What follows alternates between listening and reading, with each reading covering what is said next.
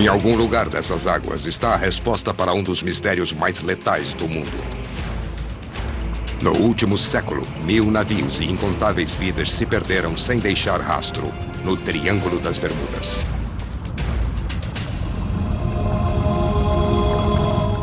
Agora, com a tecnologia de ponta, vamos explorar as forças poderosas, alguns diriam até maléficas, que agem aqui.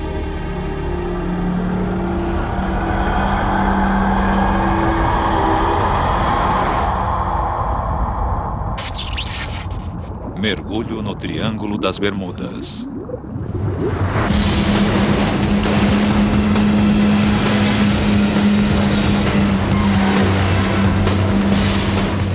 Nas águas do litoral de Miami, no interior profundo do Triângulo, a Guarda Costeira norte-americana é a primeira linha de defesa contra um inimigo invisível.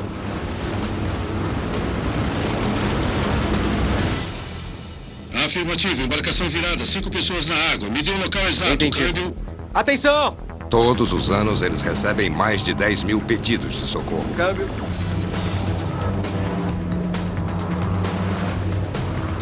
Sua velocidade e experiência garantem um final feliz à maioria das missões de resgate. Mas algumas estão além de sua capacidade.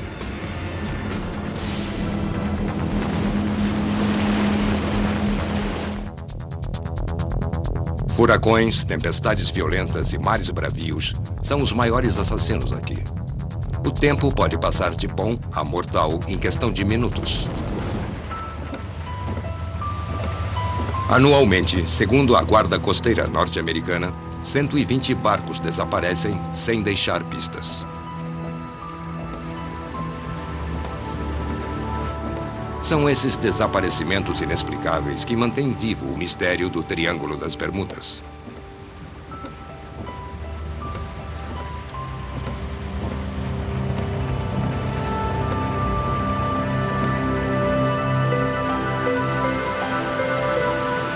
Mas não são apenas barcos. Nos céus, acima, centenas de aeronaves também desaparecem. Fox Tango 28, aqui é Fort Lauderdale. Está me ouvindo? Fox Tango 28 para Fort Lauderdale. Já tem a posição? O mito do Triângulo das Bermudas começou no dia 5 de dezembro de 1945, quando um grupo de 5 aeronaves desapareceu misteriosamente. Está tudo errado. Até o oceano parece diferente. O voo 19 era uma missão de treinamento rotineira de 5 bombardeiros torpedeiros Avenger. Esse avião de 3 lugares da Marinha Norte-Americana era o principal carrasco de navios e submarinos. Ele podia carregar até 900 quilos de carga e tinha uma autonomia de 1.600 quilômetros. O Avenger era robusto e confiável. O fatídico voo 19 deixou Fort Lauderdale às 2h10 numa tarde clara de inverno. 4 horas após a decolagem, eles desapareceram no ar. Temendo o pior, uma aeronave de busca e resgate decolou rumo ao céu que escurecia. 20 minutos depois, às 19h47, o avião de resgate também desapareceu. Após uma busca criteriosa, não encontraram sinais de destroços. E nada jamais se soube deles até agora. Durante os últimos 60 anos, esse mistério sustentou as teorias mais incríveis sobre as forças estranhas que poderiam ter agido aqui. Segundo a lenda, o Triângulo abrange os mares entre Miami, a Ilha das Bermudas e Porto Rico. Uma área de quase 3.900.000 quilômetros quadrados. Desde 1492, quando Colombo navegou pela primeira vez por esta área e viu luzes estranhas no céu, a lista de desaparecimentos inexplicáveis no Triângulo das Bermudas cresceu. Milhares de navios e aviões simplesmente sumiram, sem nenhum alerta, nem pedido de socorro e sem deixar destroços. Richard Weiner escreveu vários livros de sucesso sobre esses estranhos desaparecimentos. Não conhecemos o nosso planeta. Sabemos mais sobre a Lua e talvez mais sobre Marte do que sobre o nosso planeta. Sabemos mais sobre a Terra, mas não sobre o mar. Os estaleiros de Key West fervilham com histórias sobre aqueles que se perderam no Triângulo. Histórias de monstros marinhos gigantes, lapsos cósmicos de tempo, bússolas descontroladas e buracos no oceano que engoliram navios ecoaram por todo o mundo. Mas os sumiços continuam. Eu diria que há uma espécie de anomalia acontecendo ali que não podemos explicar. Algo que ocorre bem lá embaixo, onde os últimos raios de luz solar alcançam. Há alguma coisa acontecendo lá embaixo.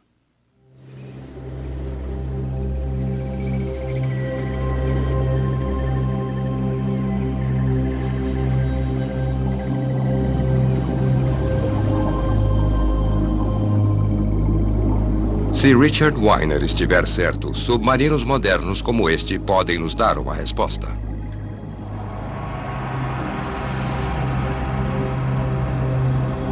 Este é o Aviator. Diferentemente dos outros submarinos, ele voa através da água como um aeroplano. Sob as ondas estão os restos de navios e aviões perdidos no Triângulo. A maioria foi vítima de forças naturais terríveis. Outros talvez tenham histórias mais bizarras para contar.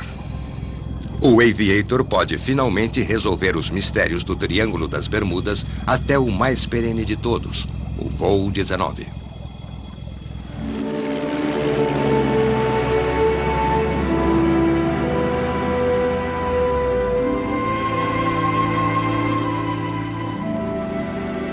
Seis meses após o fim da Segunda Guerra Mundial, a estação aeronaval em Fort Lauderdale, na costa leste da Flórida, ainda estava em operação.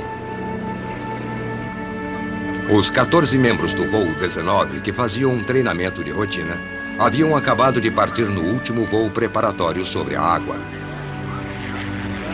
No comando estava um piloto experiente, o tenente Charles Taylor. O voo os levaria a leste das Bahamas e os traria de volta em apenas 2 horas e meia.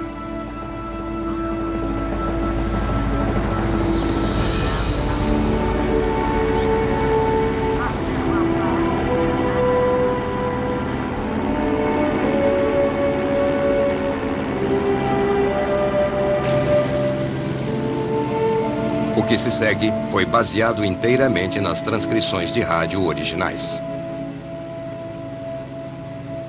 Fox Tango 28 para a Bosse. Eu acho que estamos nos desviando da rota. Câmbio. Negativo, Tenente Taylor. Segundo a bússola, eu estou no curso correto. Nós não estamos na rota planejada. Vou assumir a liderança e corrigir a posição, câmbio. Certo, Tenente.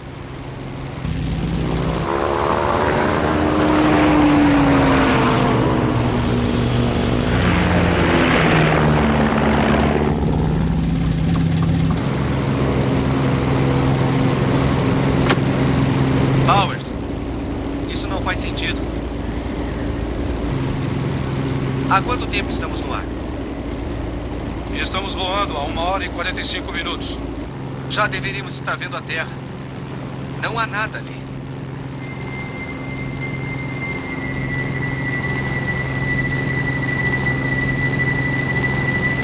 Quem sabe estamos voando muito a leste.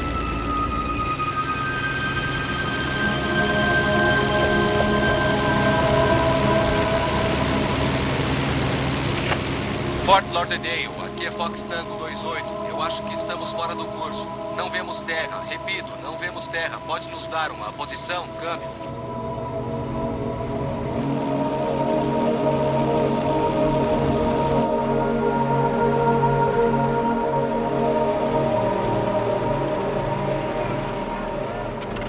Atenção, torre de controle. Recebi um chamado pelo intercomunicador, ou melhor, pelo alto-falante. A torre de controle me chamou e disse: comandante, parece que há problemas com um voo. Entendido, câmbio. O que está havendo exatamente? Senhor? Fox Tango 28, aqui é Fort Lauderdale. Qual a sua posição atual? Câmbio. Torre de Fort Lauderdale. Não podemos confirmar nossa posição atual. Câmbio. Fox Tango 28, dirija-se a oeste. A oeste, entendeu? Entendido. Não sabemos de que lado fica o oeste. Está tudo errado.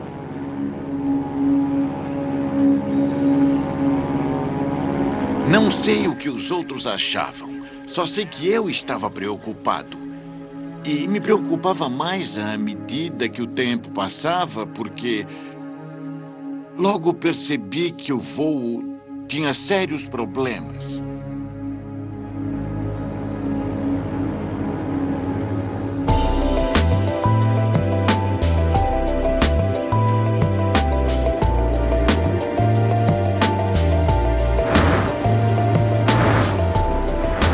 Sessenta anos depois, o arquivo sobre o voo 19 está prestes a ser reaberto.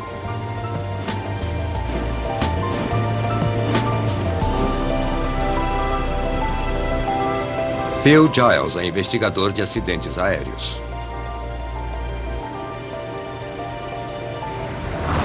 Os avanços na teoria da aviação irão ajudá-lo a determinar o que aconteceu, onde e por quê.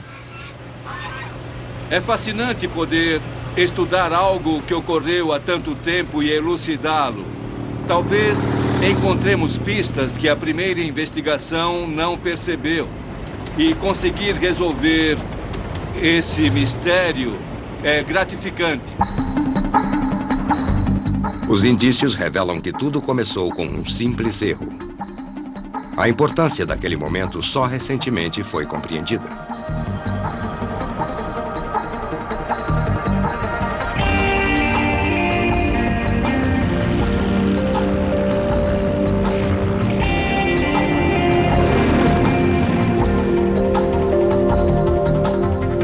Anualmente, cerca de 30 aeronaves leves desaparecem no interior do Triângulo. Carol Collins, uma instrutora experiente, vai ajudar Phil a entender o comportamento de um piloto em dificuldade nesta área.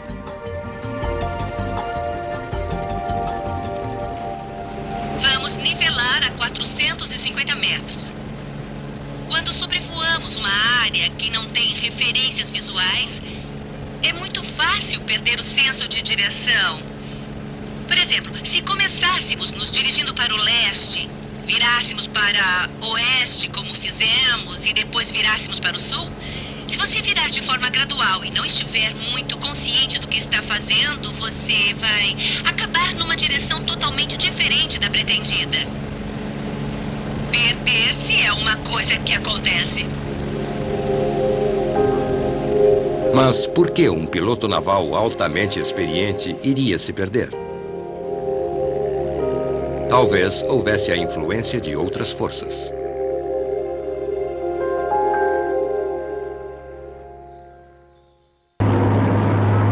No coração do Triângulo das Bermudas, um voo de rotina de 5 Avengers estava prestes a dar errado. A alguns quilômetros ao sul de Fort Lauderdale, no centro de comunicações de Port Everglades, o operador de rádio de segunda classe, Melvin Baker, começou a captar sinais de um voo em dificuldades.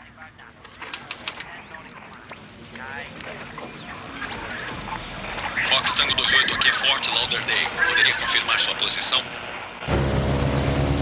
Fort Lauderdale, aqui é Fox Tango 28. Agora temos terra à vista. Parece que os ventos nos empurraram sobre Florida Keys, mas não tenho certeza da distância.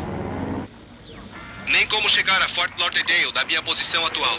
Câmbio. Se está sobre Florida Keys, deixe o sol sobre a asa esquerda e voe para o norte, subindo a costa até chegar a Miami. Fort Lauderdale fica a 30 quilômetros à frente. Entendido.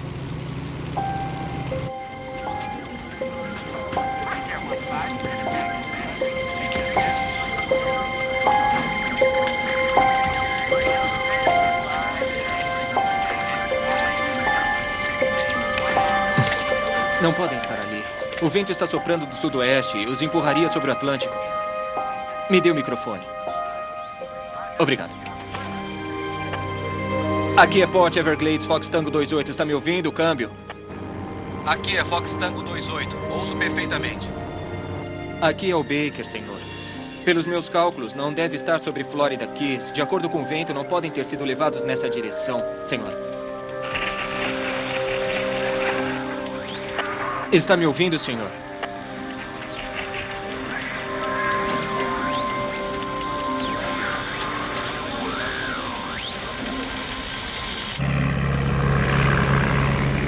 Sem nenhuma orientação, ao olhar para uma série de ilhas, se não houver casas nelas, nada que as identifique, uma ilha se parece muito com a outra, como você vai ver agora.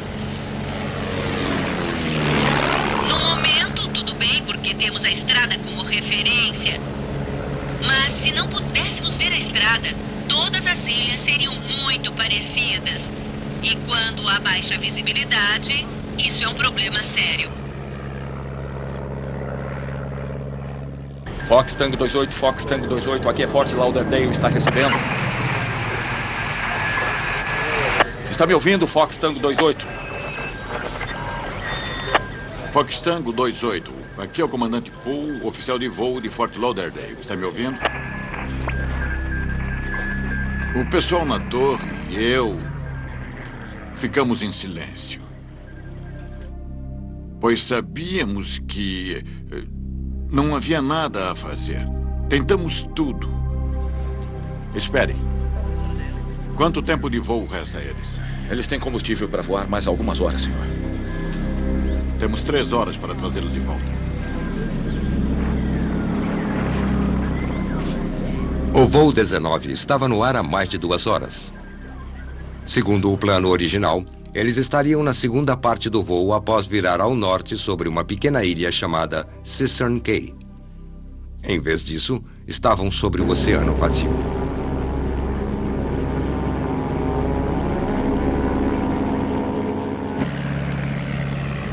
Se você está voando contra o vento, a velocidade real sobre o solo é menor que a velocidade indicada do ar. Se o vento vem por trás, ou seja, é um vento de cauda, então a velocidade será muito maior que a velocidade indicada do ar, aqui é mostrada nos instrumentos. Certo. Se o vento vier por trás, chegará mais depressa. Se vier pela frente, irá mais devagar. Isso mesmo. Sei. Nessa altura, após quase 3 horas de voo, o tempo estava piorando. Taylor recebera as instruções corretas para retornar, mas ainda não se convencera. O resto do grupo estava ficando cada vez mais preocupado. Taylor, se sua bússola não funciona, um de nós devia liderar. Negativo. Ele ficou completamente confuso porque não confiava nos instrumentos. E isso é ruim. Você pode achar que está virando para a esquerda quando está indo para a direita. E os instrumentos são a única coisa que pode lhe dizer o que está havendo. Tenente Taylor, não acha que devemos ir para o oeste? Meus instrumentos parecem estar funcionando. Quer que eu assuma? Rossi, mantenha sua posição, câmbio. A bússola é calibrada periodicamente. A chance de ela falhar é praticamente nula.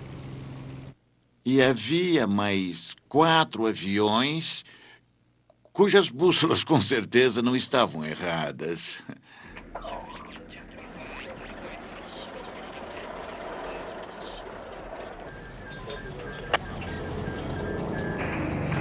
Comandante, não devíamos mandar o avião de busca? Nós não podemos fazer isso. Não temos uma posição correta, a previsão do tempo não é boa e já há bastante confusão pelo rádio. Outro avião no céu só iria piorar as coisas. Não é a primeira vez que um avião de treinamento some. Vamos trazê-los de volta. Então alguém disse, quando vão mandar o avião? E eu disse, manda-lo para onde? Não temos uma posição, não temos nada. Ouçam todos. Precisamos ter certeza de que o resgate alertou todas as bases de Key West a Melbourne. O voo 19 ainda pode chegar à costa antes que o combustível acabe. Mas precisamos lhes dar todas as condições para isso.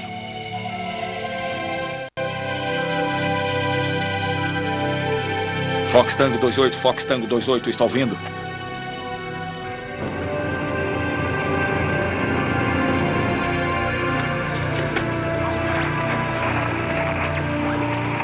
Não estamos progredindo. Fox Tango 28, aqui é Port Everglades. Consegue me ouvir, câmbio? Port Everglades, aqui é Fox Tango 28. Ouço claramente. Certo. Tenente, calculo que se voar para sudoeste, virá na minha direção. Vou reduzir o volume e se ainda conseguir ouvi-lo, significa que está vindo na minha direção. Entendido. Ele não está sobre o corpo. Se estivesse, não conseguiríamos ouvi-lo tão bem. Deve estar mais perto.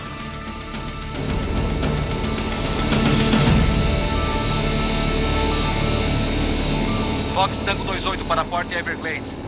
Ouça, Baker, se estivesse assim tão perto de vocês, estaria vendo a Terra. Não virá a Terra se estiver paralelo a nós. Vocês têm combustível suficiente. Continue voando na minha direção. Baker, não creio que seja a direção correta. Fox Tango 28 para Fort Lauderdale. Já tem uma posição? A transmissão está falhando. Repito, a transmissão está falhando. Qual a sua posição? Câmbio. Fox Tango 28. Aqui é Port Everglades. Tem combustível suficiente para chegar aqui? Está me ouvindo? Fox Tango 28 para Fort Lauderdale. Já tem uma posição? Mesmo baixando o volume, ainda posso ouvi-lo. Devem estar voando na minha direção. Por que me ignoram?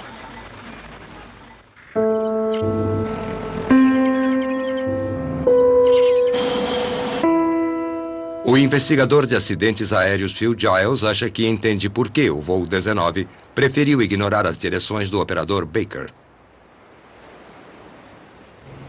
Taylor fez uma coisa que não é comum e acabou se perdendo.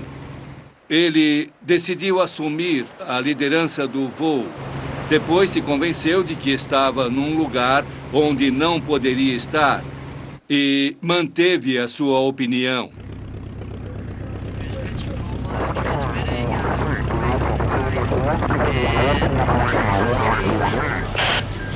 Comandante, Miami calculou uma posição a 20 minutos. O voo 19 está num raio de 160 quilômetros de 20 graus, 15 minutos ao norte e 79 graus 00 minutos ao oeste. Certo.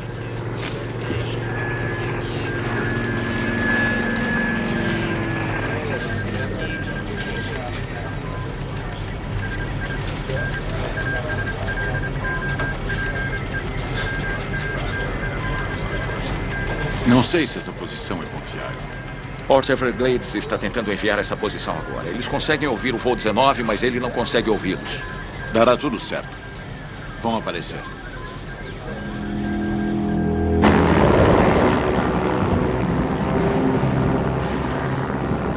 Taylor, talvez devêssemos voar a 270 graus até chegarmos à praia e ficarmos sem gasolina. Taylor? Taylor, está me ouvindo? Não voamos tanto para o leste sem mudar o rumo. Há quanto tempo estamos indo nessa direção? Onde nós estamos?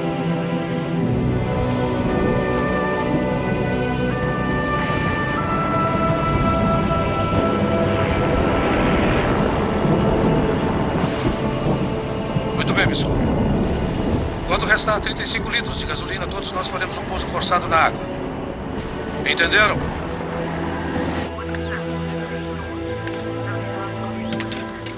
O operador Baker foi o último a ouvir alguma coisa.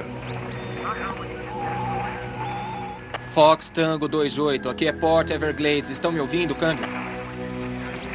Pelos sinais fracos do rádio, ele sabia que estavam se dirigindo para o mar. Aqui é Port Everglades, Fox Tango 28, está me ouvindo, câmbio? Fox Tango 28, está me ouvindo, câmbio? Vamos lá. Nada mais se soube deles. O toque final de mistério naquela noite se deu quando um avião de resgate Martin Mariner partiu à procura deles. 27 minutos depois, ele também desapareceu no ar.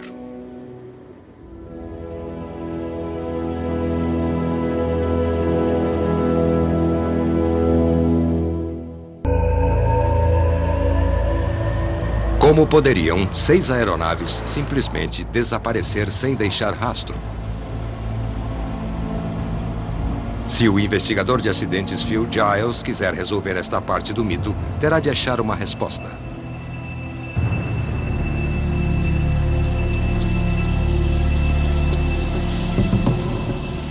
A solução pode estar em Miami.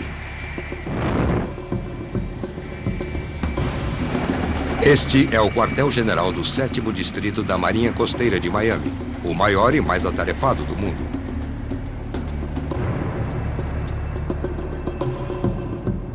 Phil quer saber como foi possível o voo 19 desaparecer sem deixar rastro e por que jamais nenhum corpo ou destroço foi encontrado.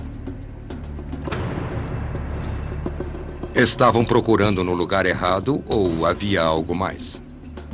O comandante Camilo Bazzono pode ter as respostas.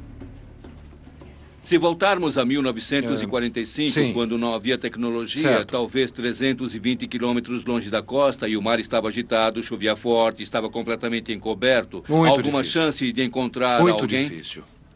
Só para dar uma ideia, hoje, mesmo que façamos uma busca da forma mais perfeita possível, sob ótimas condições de tempo, mar calmo, sem vento, condições perfeitas para a aeronave e a tripulação, nossa chance de achar alguém, ou seja, a probabilidade de detecção, é de 78%. Vamos cair! Vamos cair!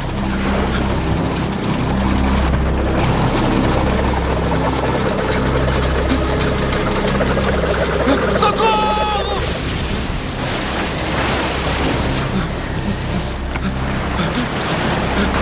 Socorro! Aqueles aviões afundaram rapidamente. Powers! Se a busca não começa na primeira hora após o sumiço e tendo a localização, ele se resume à procura de pessoas na água.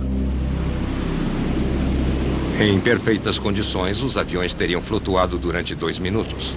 Mas o mar estava agitado naquela noite e os aviões afundaram em segundos.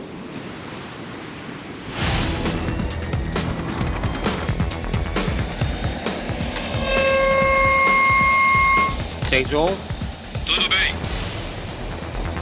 A Guarda Costeira criou um exercício potencialmente perigoso para demonstrar como é difícil encontrar alguém no mar, mesmo hoje em dia.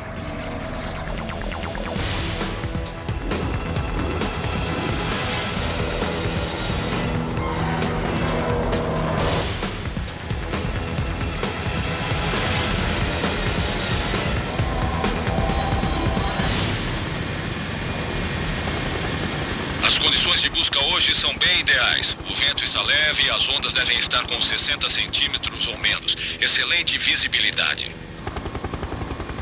Um segundo helicóptero vai deixar um nadador experiente na água. Em alguns minutos, eles tentarão encontrá-lo de novo. Vamos nos afastar uns 180 metros à esquerda, depois subiremos para nos posicionar e tentar localizá-lo.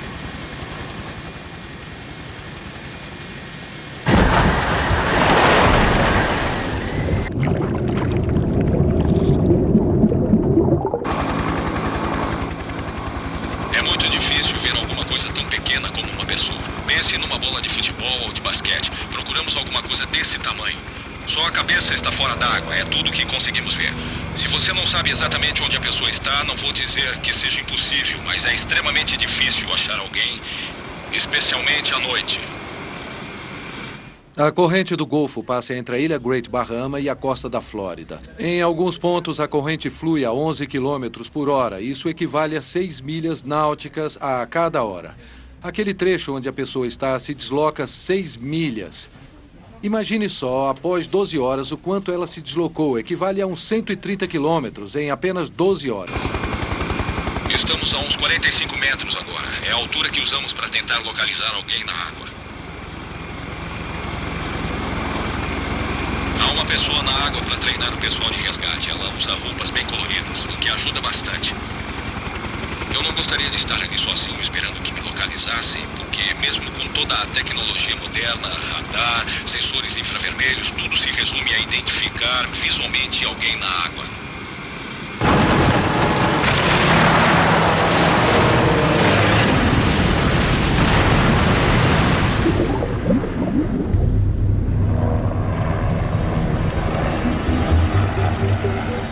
Restando apenas 30 minutos de combustível e a corrente puxando o nadador para o norte a cada minuto, a pressão aumenta. Mas, pelo menos desta vez, eles sabem onde ele está.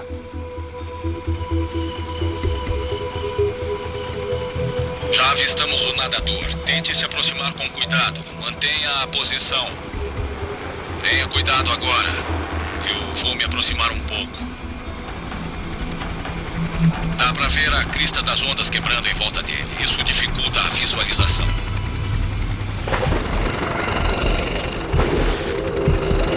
Mal dá pra ver o homem nessas condições. Ele está usando um traje de neoprene laranja, além de um snorkel. Resumindo, precisamos voar bem em cima dele para conseguir vê-lo.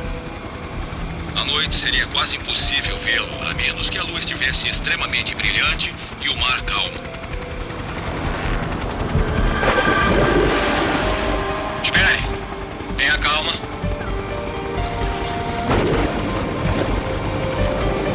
Efetuando o resgate. Nadador se aproximando.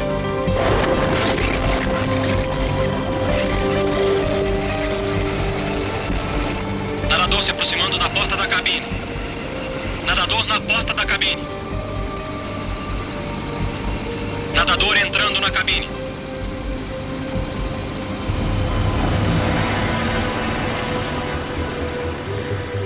Um resgate bem sucedido. Mas em 1945, o tempo estava ruim. Durante 6 dias, a maior missão de resgate por ar e por mar desde a guerra procurou em vão. Nada jamais foi encontrado. Não me surpreende que sumissem sem deixar rastro, porque isso acontece aqui de vez em quando. Há pessoas que nunca foram encontradas até hoje. Mas se as condições estavam tão ruins conforme descritas, provavelmente não haveria sinal de qualquer destroço nem mancha de óleo na superfície da água, mesmo 1 hora após o acidente.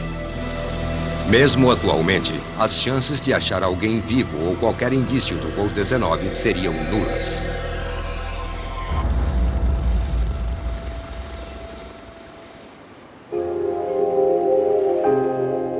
Mas ainda não é o bastante para explicar o que deu errado naquela missão.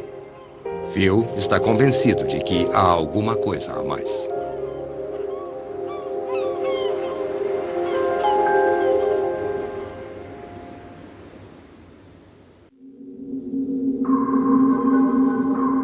Até hoje, nenhum vestígio do misterioso voo 19 jamais foi encontrado. Mas os destroços daquelas aeronaves devem estar lá embaixo em algum lugar. Em 1991, Graham Hawkes, explorador e projetista de submarino, pensou que os tivesse encontrado. Estávamos à procura de galeões espanhóis. Encontramos um Avenger lá no fundo e apenas registramos o fato. Encontramos outro avião, o segundo Avenger, e também o registramos. Um grupo de exploradores acredita ter achado 5 aviões de guerra da Marinha. A história virou manchete. Teriam encontrado o mítico voo 19? Ficamos chocados e surpresos. Não esperávamos encontrá-los, mas tudo se encaixava com o voo 19. 5 aviões desapareceram. Ele prometeu uma resposta à imprensa dentro de 2 semanas. Naquela época, os submarinos eram muito caros. Então, Graham usou uma câmera manipulada à distância. A equipe concluiu, após ver as imagens de baixa qualidade, que as aeronaves provavelmente não eram do voo 19. Mas quais seriam elas?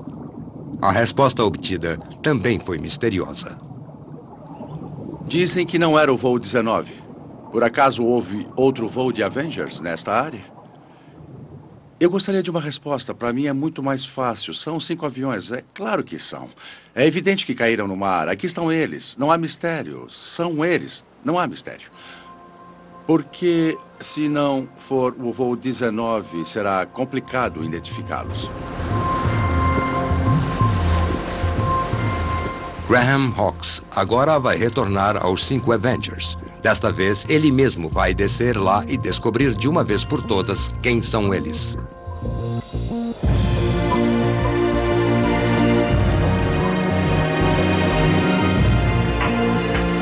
Quase 20 quilômetros ao largo da costa de Fort Lauderdale, um moderno navio de pesquisa do Instituto Oceanográfico Harbor Branch vai se juntar à caçada dos Avengers perdidos. O oceano é muito grande. Achar um grupo de 5 aviões reunidos, eis o problema. O que estão fazendo ali? É outra coisa voltar em pessoa. Achamos coisas com a tecnologia antiga e isso nos deixa curioso. Desta vez temos o submergível Sea-Link e agora podemos quase tocá-los ou cheirá-los. Temos uma chance bem melhor de descobrirmos quem são. Para fazer uma identificação positiva, Graham vai procurar um código único que está escrito na cauda de cada aeronave. Para tornar a encontrar os aviões, ele passou as coordenadas mantidas em segredo ao capitão do navio, que vai usar o sonar para tentar localizá-los. O padrão de busca vai de norte a sul e cobre cerca de 15 quilômetros quadrados. Cada linha que navegam dentro dessa área chama-se de linha de rastreamento e pode ser repetida com precisão quando encontram alguma coisa. Lá está. Olha só. Exatamente na linha de rastreamento onde achamos aquele Avenger. Bem na linha de rastreamento. E o fato de estar sempre ali quando cobrimos essas linhas significa que está mesmo ali. Agora, com calma, vamos levar o submergível até lá para dar uma olhada. É o avião. Yihi! Achamos!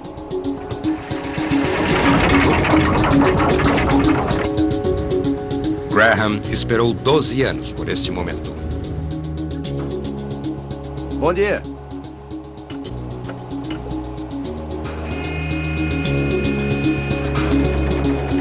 Eles vão levar 15 minutos para chegar ao leito do mar a 223 metros abaixo do navio. Na parte de trás do submergível está Harold Larkin, um perito em aviões Avenger. Esta viagem é muito especial para Harold porque, além de pilotar Avengers, um parente seu estava no voo 19 quando ele desapareceu.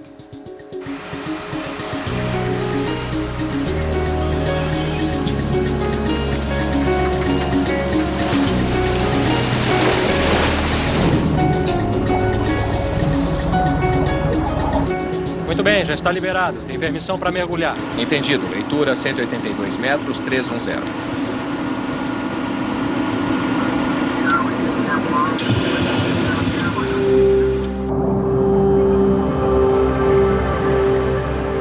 O submergível Johnson Sea-Link foi construído em 1975 para investigações científicas no leito do mar.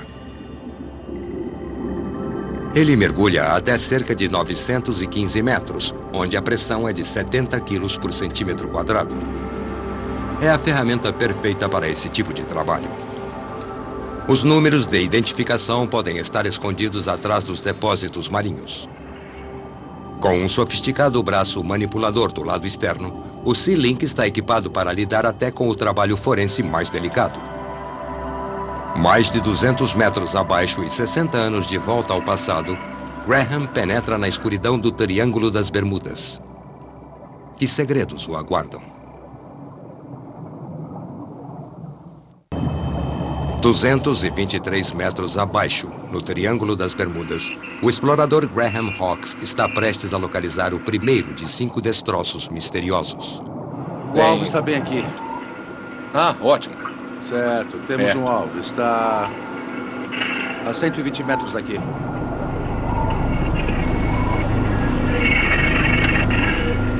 O sonar envia um sinal constante que reflete o primeiro objeto sólido que encontra.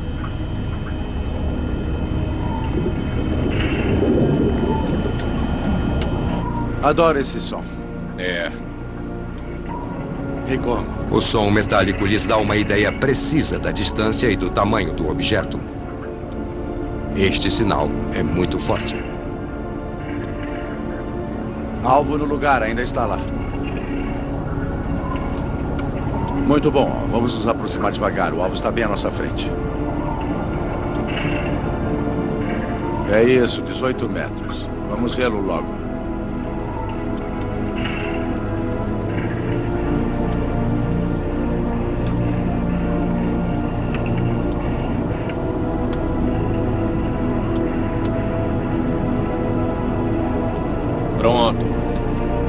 Chegamos. Estamos vendo um avião.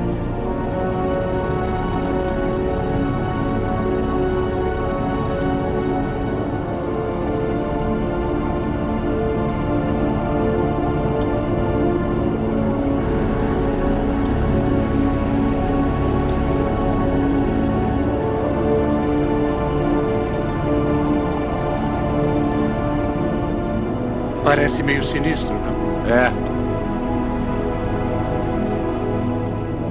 O perito Harold Larkin confirma que os destroços pertencem a um Avenger.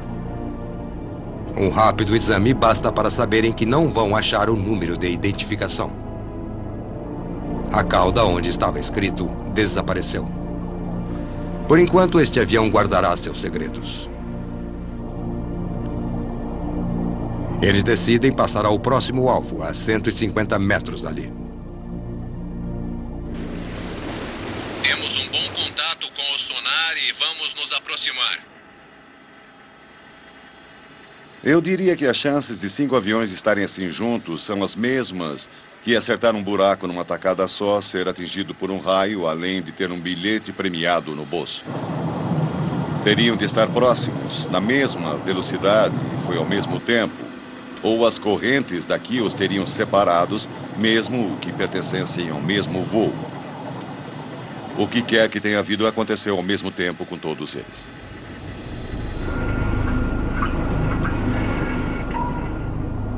Mas não há registro nos arquivos navais de outro voo de 5 Avengers que caíram ao mesmo tempo no mesmo local. O mistério se aprofunda.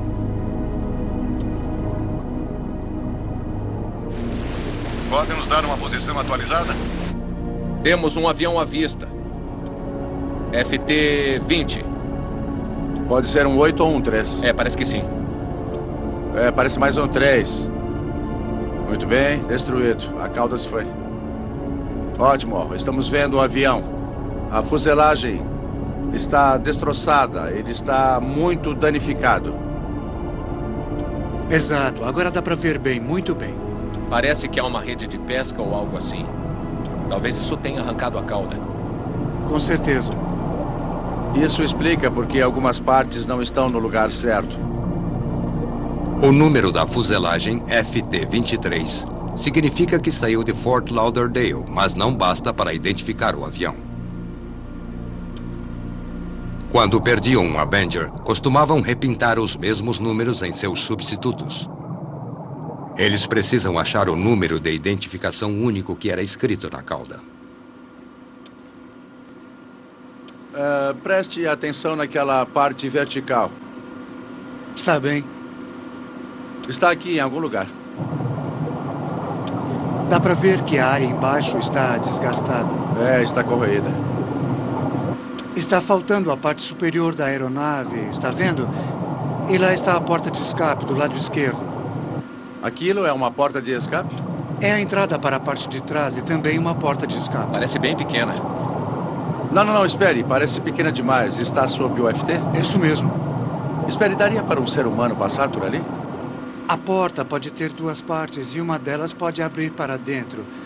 Estava nessa posição. Tá. Eu não creio que alguém tenha passado por ali. Espera, está vendo aquele pedaço ali embaixo?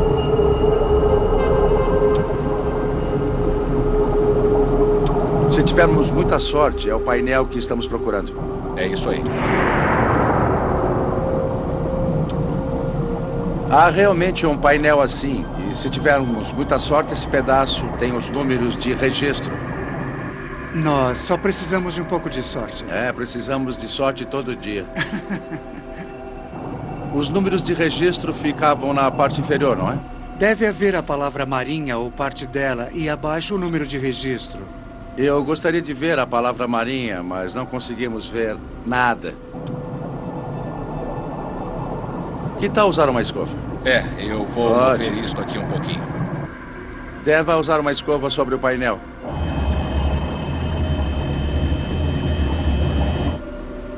Muito bem. A escova está em contato. Desculpe, anêmonas, mas precisam sair daí.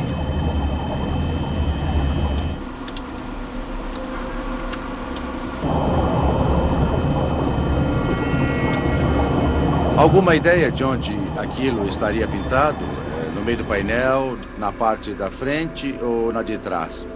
Há duas linhas, uma para a marinha e outra para os números. Deve tomar um bom espaço. Nem tanto assim.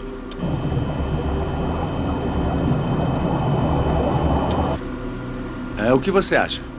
Não parecem estar aí. Está bem, está bem. Vamos prosseguir. Eu detesto desistir agora. Os indícios mostram que este avião atingiu a água em velocidade. Os flaps da asa foram baixados 15%, um claro sinal de que o piloto sabia que fariam um pouso forçado. Sem o número de registro, talvez jamais saibamos por que ele fez isso. Parece que o Triângulo das Bermudas não vai revelar seus segredos tão facilmente. Muitos que conhecem estas águas acreditam que sejam as mais perigosas do mundo. Mas de onde vem essa reputação tão terrível? Ainda acontecem coisas no Triângulo sobre as quais nada sabemos. Pelo menos uma vez por semana, talvez duas, algum pescador das Bahamas jamais retorna da pescaria, simplesmente desaparece. Isso é uma coisa tão comum por aqui que eles não dão muita importância. Uma velha história de marinheiro fala de ondas enormes que surgem do nada e lançam os navios no esquecimento.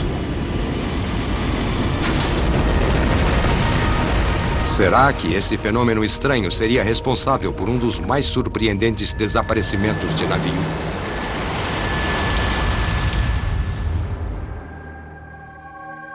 O Marine Sulphur Queen, um navio cargueiro de 152 metros, estava em boas condições quando deixou o Texas em direção à Virgínia. No dia 4 de fevereiro de 1963, ele enviou uma mensagem de rádio rotineira a 435 quilômetros a oeste das Keys. Algumas horas depois, o Sulphur Queen e seus 39 tripulantes desapareceram sem deixar rastro. Outro mistério não resolvido. Uma velha história de marinheiro diz que o mar literalmente se abria e engolia os navios. Haveria alguma verdade nisso? A primeira pista emergiu em 1985, quando câmeras capturaram estas imagens extraordinárias. Uma plataforma petrolífera no Mar do Norte havia perfurado um vasto bolsão de gás abaixo do leito do mar e quase afundou. Depósitos de gás como esse existem em todos os litorais do mundo, e o Triângulo das Bermudas não é exceção. Aprisionado no sedimento, o gás é altamente volátil. Um terremoto sob o mar ou um deslizamento poderia liberar o gás na água. Será que as bolhas de gás podem realmente criar um buraco no oceano? O físico naval professor Bruce DeNardo veio à Flórida para descobrir. Temos uma vaga ideia, eu preciso refiná-la, mas tenho uma ideia do que é preciso para afundar aquele navio. Eu estou animado, acho que vamos conseguir.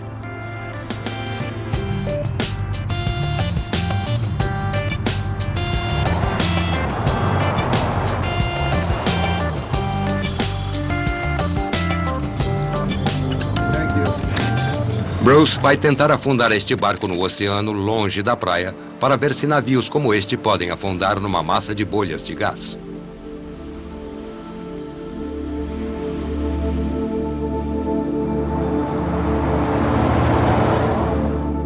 Até agora, tudo é só teoria. É uma experiência em larga escala e será a primeira do gênero. Podemos tentar isso. Do lado prático, Bruce contará com a ajuda de um projetista de efeitos especiais de Hollywood, Phil Beck. Eles correm contra o tempo. Foi prevista uma tempestade nas próximas 24 horas. Há 50% de chance, isto é. A teoria parece correta para mim, mas eu... não sei, é muita bolha. Ninguém jamais tentou algo assim antes. O objetivo é recriar uma erupção de gás metano em pequena escala, similar àquela que houve no Mar do Norte. Estão construindo uma gigantesca estrutura de canos que depois será afundada no leito do oceano. Em seguida, vão bombear uma grande quantidade de ar que tem propriedades similares ao metano no interior da estrutura.